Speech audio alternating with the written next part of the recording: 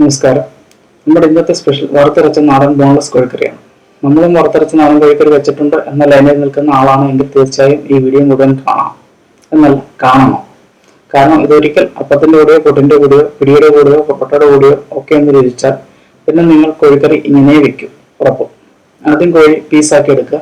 ലേശം മഞ്ഞൾപ്പൊടിയും ഉപ്പും ചേർത്ത് മാരിനേറ്റ് ചെയ്ത് ഒരു 10 മിനിറ്റ് വെക്കണം. ആ നേരത്തെ നിങ്ങൾ വേണമെങ്കിൽ തേങ്ങാ ചരണ്ടി എടുത്തോളൂ. 1.5 കപ്പ് വേണം. ഇതിൻ്റെ ഇടയ്ക്ക് ഒരു കാര്യം, നിങ്ങൾ ഈ ചാനൽ ആദ്യമായാണ് കാണുന്നതെങ്കിൽ ദയവായി ഈ ചാനൽ സബ്സ്ക്രൈബ് ചെയ്യുക. നാടൻ രുചികൾ അടുത്ത തലമുറയ്ക്ക് കൂടി പകർന്നു നൽകുക എന്ന ഉദ്ദേശത്തിൽ തുടങ്ങിയ ഒരു ബ്ലോഗിന്റെ ഭാഗമാണ് ഈ ചാനൽ. അതുകൊണ്ട് തന്നെ നിങ്ങൾ നൽകുന്ന ഓരോ ലൈക്കും ഷെയറും ഞങ്ങൾക്ക് വലിയ പ്രോത്സാഹനമാണ് നൽകുന്നത്.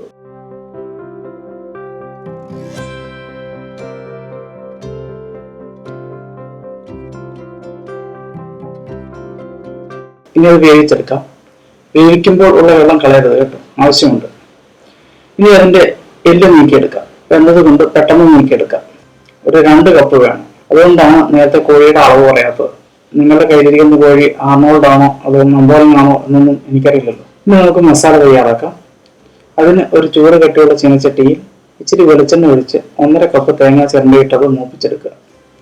കുറച്ച് മൂത്ത് വരുമ്പോൾ, അതായത് കളർ മാറി തുടങ്ങുമ്പോൾ മല്ലി ചേർത്ത് കൊടുക്കുക. ഏകദേശം 1/4 കപ്പ് മല്ലിയാണ് ചേർത്ത് കൊടുത്തത്.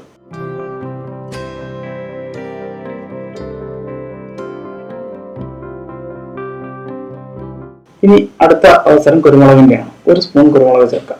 ഇനി നമുക്ക് ഏലക്കരി ചേർക്കാം. ഒരു 4-5 ഏലത്തിന്റെ അരിയാണ് ചേർത്ത് കൊടുത്തിരിക്കുന്നത്. ഇനി പെരുംജീരകം കൂടി ചേർത്ത് കൊടുക്കും. കൂടാതെ ഒരു 2 കഷ്ണം കറുവാപ്പട്ടയും 4-5 ഗ്രാമ്പും കൂടി കൂടി ചേർത്താൽ ഗംഭീരം.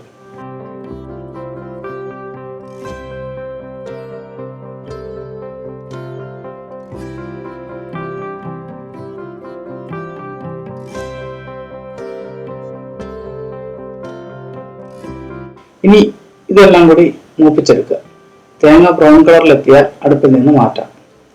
ഇനി നമുക്ക് ഇത് അരച്ചെടുക്കണം. കുറച്ച് വെള്ളം കൂടി ചേർത്ത് നല്ല സ്മൂത്ത് പേസ്റ്റ് ആക്കി അരച്ചെടുക്കുക. ഇനിയാണ് നമ്മൾ ഫൈനൽ പരിപാടി ചെയ്തു തുടങ്ങുന്നത്.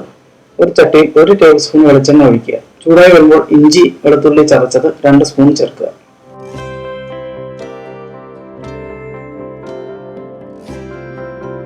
അത് മൂത്ത് വരുമ്പോൾ സവാള അരിഞ്ഞ് ചേർക്കുക. ഒരു 2 മീഡിയം സവാള മതിയാകും.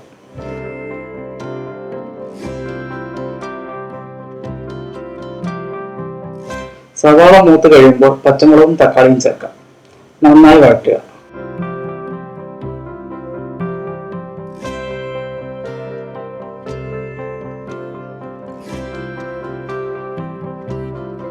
പകുതി വെന്ത് കഴിഞ്ഞാൽ മസാലപ്പൊടികൾ ചേർക്കാം.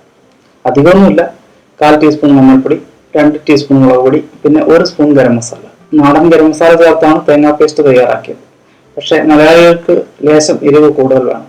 അതിന് ഗരം മസാല ബെസ്റ്റാണ്. അപ്പോൾ ഇവരെയൊക്കെ ചേർത്ത് നന്നായി വഴറ്റിയെടുക്കുക.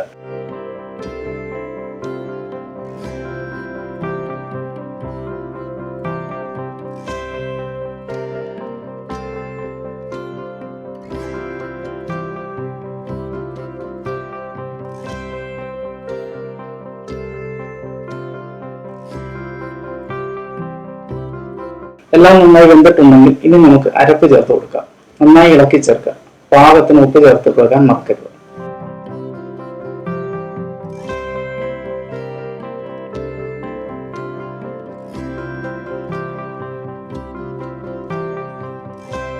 ഇവിടെ കുറച്ച് കളർ കിട്ടാൻ വേണ്ടി കുറച്ച് കാശ്മീരി മുളക് പൊടി ചേർക്കുന്നുണ്ട്.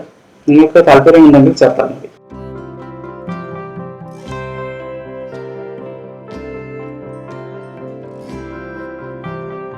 ഇനി നമ്മൾ നേരത്തെ എടുത്തു വെച്ച ചിക്കൻ വെന്ത വെള്ളം ചേർക്കുന്നു. വേണമെങ്കിൽ കൂടുതൽ വെള്ളം ചേർക്കാവുന്നതാണ്. ഇനി അതങ്ങനെ തിളക്കട്ടെ.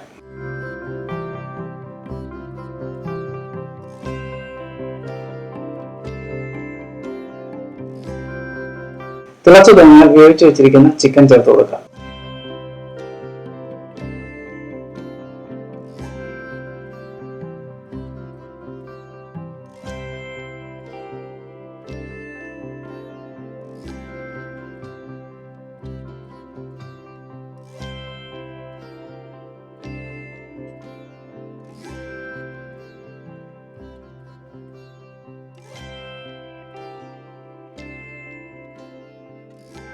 നന്നായി ഇളക്കി ചേർത്ത് കൊടുക്കുക.